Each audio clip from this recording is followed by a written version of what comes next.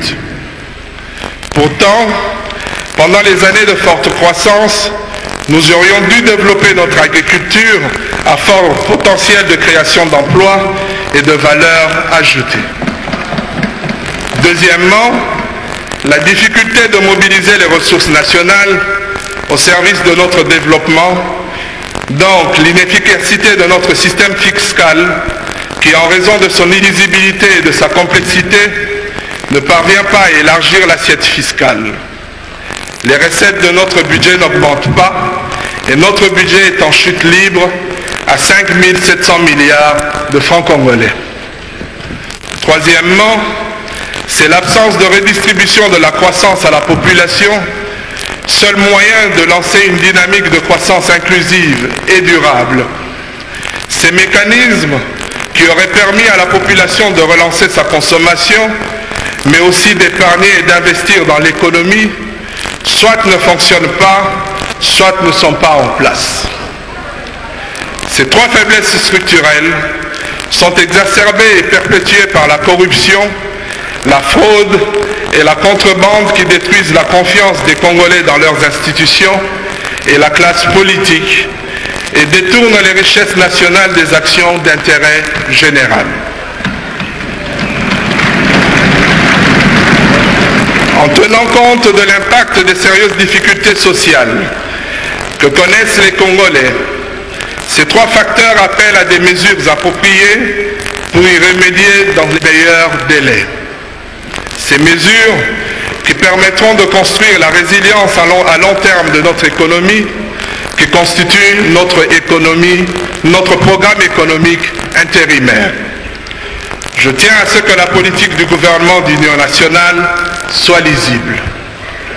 C'est seulement si elle est claire et compréhensible qu'elle pourra être partagée et mise en œuvre par la population, les agents de l'État, les acteurs de la société civile et les opérateurs économiques. Ces solutions, dont nous venons d'identifier les causes profondes, tiennent donc en trois mots: diversification, mobilisation et redistribution. Honorable Président de l'Assemblée nationale, honorables membres du Bureau, honorables députés, vous le savez, l'art de la politique consiste à bien utiliser ses responsabilités dans le temps qui vous est imparti. C'est l'objectif de l'équipe gouvernementale qui vous est présentée aujourd'hui. C'est aussi l'objectif des actions et mesures dans les secteurs suivants qui lanceront la dynamique de diversification de notre économie. Pour commencer, l'agriculture, qui constitue immanquablement le premier secteur de diversification et le levier le plus fort pour lutter contre la pauvreté et la faim. C'est le secteur le plus à même de créer rapidement de très nombreux emplois durables pour la population qui vit à 70% en milieu rural. Mon gouvernement s'attellera, à travers des partenariats techniques et financiers, à la relance des exploitations à l'arrêt et au soutien de l'agriculture familiale pour qu'elle dispose de l'énergie et des routes de desserte locales dont la rénovation donnera du travail à la jeunesse. C'est aussi une opportunité exceptionnelle de développer les services dont a besoin l'agriculture, tels que la logistique, la certification sanitaire, les services financiers ou la transformation agroalimentaire. À cette fin, pour disposer du capital humain nécessaire, la formation professionnelle sera soutenue. Concernant le secteur minier, celui-ci peut aussi contribuer de manière considérable à la diversification de notre économie. En effet, le soutien à la petite mine, à la sous-traitance, par le renforcement du contenu local, ainsi que la transformation industrielle des produits miniers, sont autant d'opportunités de création d'entreprises, d'emplois et de valeur ajoutée pour le pays. Bien évidemment, ceci exige la transparence, la bonne gouvernance, l'éradication de la corruption, de la contrebande et de la fraude douanière qui alimentent l'insécurité dans de nombreuses régions. Mon gouvernement travaillera à faire aboutir par le dialogue la réforme du code minier et à renforcer le cadastre minier et le service géologique. Concernant les sociétés minières para-étatiques, GECAMI, MIBA et d'autres, le gouvernement s'engage à les redresser pour leur redonner leur plein impact économique et social. La participation des Congolais à l'actionnariat des entreprises minières sera aussi encouragée. L'essentiel ici est de faire en sorte que nos ressources naturelles contribuent pleinement à notre développement économique et à notre progrès social dans le respect et la protection de notre environnement. Par ailleurs, la diversification de l'économie ne pourra pas être réalisée sans poursuivre la reconstruction de notre pays. En particulier, la réhabilitation et le développement de nos infrastructures de transport, de communication et d'énergie. Pour optimiser les ressources budgétaires, mon gouvernement privilégiera les partenariats publics-privés pour mobiliser ou attirer les savoir-faire et les capitaux nécessaires. Là aussi, le contenu local et la formation devront être assurés. Pour ce qui est de l'énergie, elle mérite une attention spéciale, tant elle est essentielle aux capacités de production et de transformation, donc à la création de valeur ajoutée. En effet, en 2016, l'accès à l'électricité est un service de base et un besoin primaire. L'énergie propre et renouvelable est aussi une priorité pour la protection de nos forêts, condition de notre développement durable. L'énergie est aussi une condition de l'accès à l'eau potable et de l'irrigation des terres agricoles. C'est encore un vecteur important de développement des communications essentielles au développement d'activités économiques dans les villes et les zones rurales. Mon gouvernement entend par conséquent poursuivre la rénovation des réseaux de distribution urbains et des centrales électriques indispensables à la production minière en encourageant l'investissement privé et surtout apporter à la population rurale une énergie décentralisée et renouvelable, notamment par les panneaux solaires et les micro-barrages. S'agissant du secteur de l'environnement, chacun est conscient ici de l'enjeu national de protéger nos forêts et leur biodiversité, nos fleuves et rivières, pour la santé publique de la population et pour préserver les atouts de notre avenir. L'efficacité de la politique environnementale est en réalité la condition de notre développement durable. Elle est aussi un enjeu planétaire dans la lutte contre le changement climatique auquel notre pays est très exposé. L'accord de Paris sur le climat devra donc être mis en œuvre en particulier car la transformation de l'économie qui en résulte est une opportunité considérable de création d'emplois.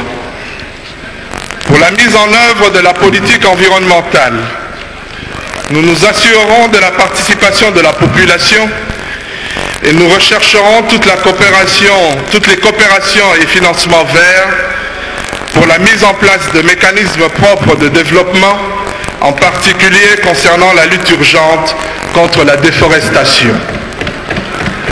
Pour réussir à diversifier notre économie, nous pourrons aussi compter sur les formes de libéralisation entreprises dans les secteurs de services, notamment les télécommunications, les nouvelles technologies, les assurances et les énergies. Pour le secteur des banques et des assurances, le gouvernement va initier la création du fonds de garantie des assurances, appuyer la mise en place du fonds de garantie des banques, étudier la déductibilité des provisions des banques et enfin accompagner la SONAS dans sa restructuration. Nous devons bien avoir à l'esprit que les investisseurs ne saisiront l'opportunité que constitue notre marché que si nous renforçons la transparence des affaires publiques et l'amélioration du climat des affaires.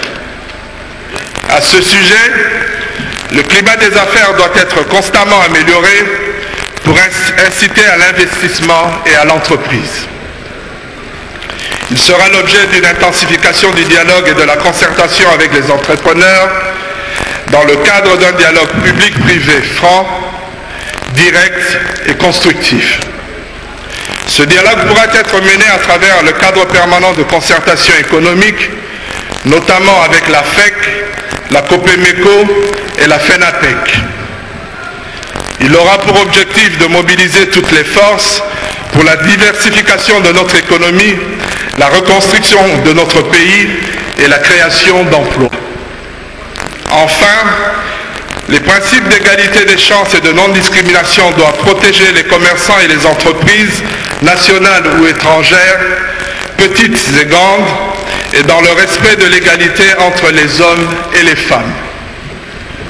Honorable Président de l'Assemblée nationale, honorables membres du Bureau, honorables députés, nous savons tous dans cette Assemblée à quel point l'État de droit est le pilier de la démocratie et que nous nous employons toutes et tous à consolider dans le respect de nos institutions. Le renforcement de l'État de droit est effectivement notre arme principale contre la corruption, la contrebande et la fraude qui nous empêchent de mobiliser les ressources nationales au service du progrès social et de la croissance inclusive. L'enjeu fondamental pour la mobilisation de nos ressources est le renforcement de la transparence dans la gestion des affaires et des finances publiques. Si nous devons mettre fin au scandale de détournement de fonds publics ainsi qu'à l'impunité, il nous faut aussi développer la coordination et le pilotage des services, par exemple entre celui du budget de l'État et le plan de la trésorerie. Pour assurer la transparence et l'efficacité dans la gestion des finances publiques, le gouvernement mettra en place une meilleure coordination entre les régies financières de l'État auxquelles il sera assigné des objectifs à atteindre.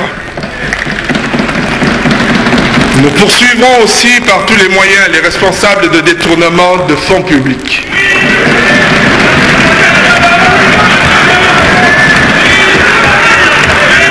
Nous poursuivrons aussi par tous les moyens les responsables de détournement de fonds publics.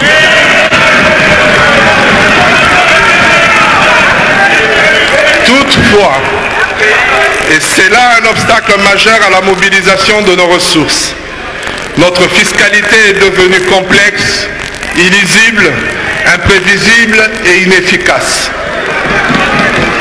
Malgré une forte pression fiscale, la mobilisation est très en dessous du potentiel fiscal minimal de la RDC, souvent évalué à 20 milliards de dollars. Si trop d'impôts tue l'impôt, l'illisibilité de la fiscalité la prive de son efficacité.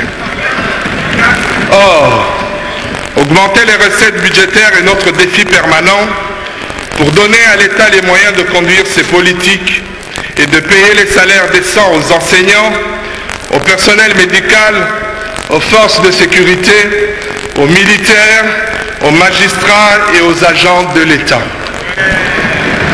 À cette fin, mon gouvernement travaillera à la simplification des règles fiscales ainsi qu'à l'élargissement de l'assiette fiscale par l'harmonisation et la baisse de taux de prélèvement. Compréhensible et identifiable par toutes et tous, notre fiscalité simplifiée sera un coup porté à la corruption et au détournement de fonds publics. La simplification devrait aussi nous aider à réduire sensiblement le coût de la collecte des recettes pour permettre de déplacer des ressources humaines vers la lutte contre la corruption et la fraude fiscale et douanière. Mobiliser les ressources nationales, c'est aussi les optimiser. Dans cette optique d'efficacité de la gouvernance, le gouvernement de la République va donc s'employer à respecter l'exécution du budget et à renforcer les dispositifs de contrôle de la gestion des finances publiques. Au regard de la modestie des ressources budgétaires estimées pour 2017, le gouvernement devra également renouer dans le plus bref délai avec les partenaires internationaux publics et privés pour obtenir leur appui ciblé aux politiques de redressement que nous devons mener. Au sujet du secteur informel, qui constitue l'immense majorité de notre économie, des mesures incitatives doivent être prises dans une démarche de concertation et de consultation pour lui permettre de rentrer dans le secteur formel, notamment pour accéder au crédit bancaire, développer ses activités et participer à la diversification de l'économie. Il faut aussi souligner que la mobilisation des ressources nationales fait partie intégrante de la construction de l'état de droit. C'est une condition pour que l'État puisse s'acquitter de ses obligations, telles que l'apurement de l'immense dette intérieure. Le paiement de la dette intérieure doit soutenir la diversification qui, à son tour, développera les ressources à mobiliser par l'impôt. La mobilisation des ressources est d'autre part une obligation et un acte citoyen de participation aux affaires publiques par le paiement de l'impôt. Enfin, mobiliser les ressources nationales, c'est aussi mobiliser l'épargne privée pour la reconstruction. Dans ce sens, pour mobiliser l'épargne des Congolais, le gouvernement encouragera l'augmentation du taux de bancarisation de la population et soutiendra le Fonds national de microcrédit. Honorable Président de l'Assemblée nationale, honorables membres du bureau, honorables députés, parler de progrès n'a aucun sens si nous ne sommes pas capables, par des actions concrètes, de traiter l'urgence sociale. Organiser la redistribution des richesses aux oubliés de la croissance est possible. Et c'est le devoir de nos institutions et du gouvernement en particulier. Partager les fruits de la croissance, c'est mettre les richesses nationales, notamment les ressources naturelles, au service des besoins de la population et de son pouvoir d'achat. Ces besoins essentiels sont l'éducation, la santé, l'alimentation, l'énergie et l'eau. Assurer la redistribution des richesses, c'est aussi construire les fondations de notre croissance qui ne peut être durable que si elle est inclusive et partagée. Ainsi, l'éducation est le meilleur investissement que puisse faire une nation pour son avenir. En effet, elle permet de la formation de la pensée, l'expression d'opinion et le débat public. L'éducation est aussi la condition de l'accès à la connaissance qui permet la formation du capital humain indispensable à la diversification de l'économie. La gratuité de l'enseignement primaire est prévue par la Constitution et c'est un engagement de l'accord du 18 octobre 2016 qui sera par conséquent une priorité du gouvernement pour contribuer à relever les taux de scolarisation et à éradiquer l'analphabétisme. Quant à la santé publique, qui constitue l'une des missions principales de l'État et le troisième des objectifs de développement durable, nous avons le devoir d'assurer au minimum la gratuité des soins aux enfants de moins de 5 ans, ainsi que la gratuité des accouchements sur l'ensemble du territoire.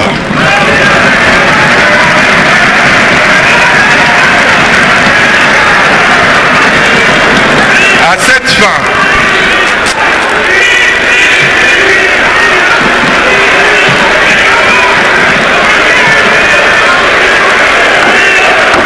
s'il vous plaît, chers collègues, suivez le Premier ministre.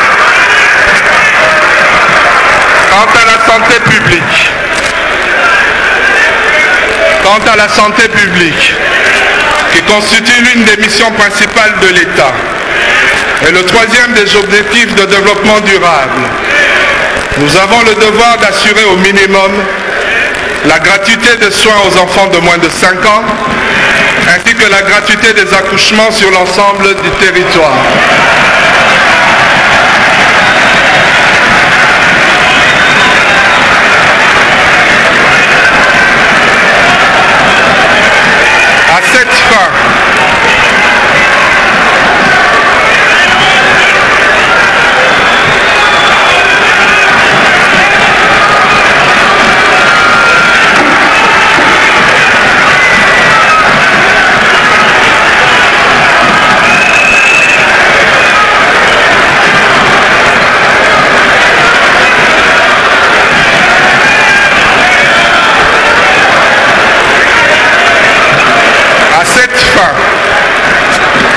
Le gouvernement mobilisera les ressources nécessaires pour engager des programmes de financement basés sur les performances axées notamment sur l'équipement technique et énergétique des hôpitaux et le soutien aux mutuelles de santé. Construire une croissance durable par le partage des richesses peut aussi se traduire par le versement d'allocations ciblées permettant de contribuer à atteindre certains objectifs de développement durable tels que la santé et l'éducation. Ces mécanismes qui ciblent le plus souvent les femmes par une allocation mensuelle doivent être conditionnés au contrôle de la santé et à l'éducation des enfants. Dans la mesure où l'état des finances publiques dont nous héritons le permettra, le gouvernement tentera d'initier de tels programmes pour les femmes et la jeunesse avec ses ressources propres, tout en cherchant l'accompagnement de nos partenaires pour aider les mamans de notre pays à assurer l'éducation et l'alimentation de leurs enfants.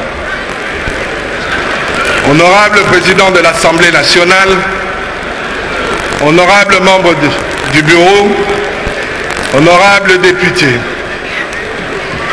l'ensemble du programme du gouvernement d'union nationale est destiné à restaurer la confiance des Congolais dans leurs institutions, leurs autorités publiques et dans la capacité de notre société à relever ensemble les défis qui sont devant nous. Ce programme vise à jeter les bases d'un renouveau au Congo.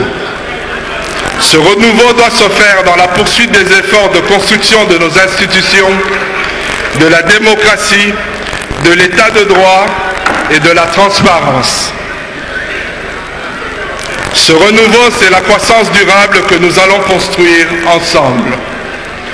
Ce programme de renouveau, c'est la diversification de notre économie, c'est la mobilisation de nos ressources nationales et la redistribution des richesses produites à l'ensemble du peuple congolais.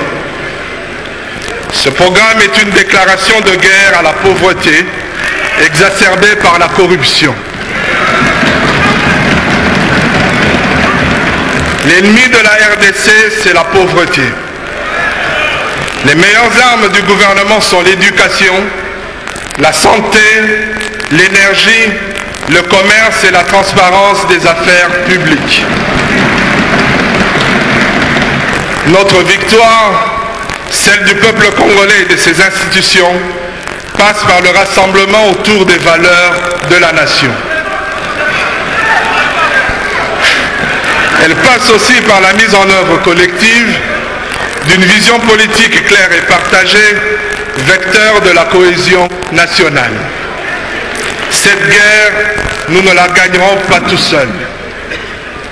Pour mener ces batailles, nous mobiliserons nos ressources nationales. Le gouvernement d'union nationale aura besoin du rassemblement et du soutien de toutes et tous pour progresser vers la réalisation des 17 objectifs de développement durable en 2030 qui ont une résonance particulière dans notre pays. C'est ainsi que nous consoliderons la cohésion nationale, que nous sortirons de la crise économique, que nous répondrons à l'urgence sociale et que nous réussirons ensemble à amener notre nation aux élections. Que Dieu bénisse la République démocratique du Congo et son peuple. Je vous remercie.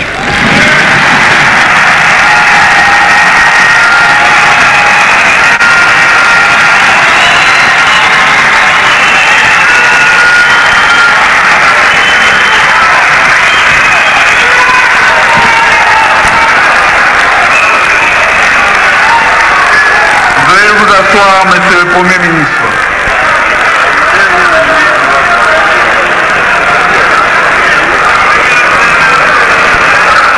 Honorables députés, chers collègues, Monsieur le Premier ministre, chef du gouvernement, s'est exprimé,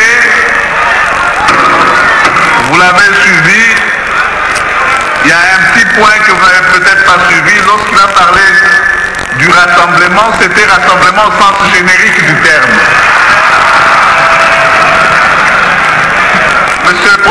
ministre, nous vous remercions pour votre intervention. Et chers collègues députés, après l'exposé sur le programme du gouvernement, il me revient de le soumettre à débat. La liste est ouverte pour ceux des collègues qui souhaitent intervenir dans le cadre de la discussion sur ce programme.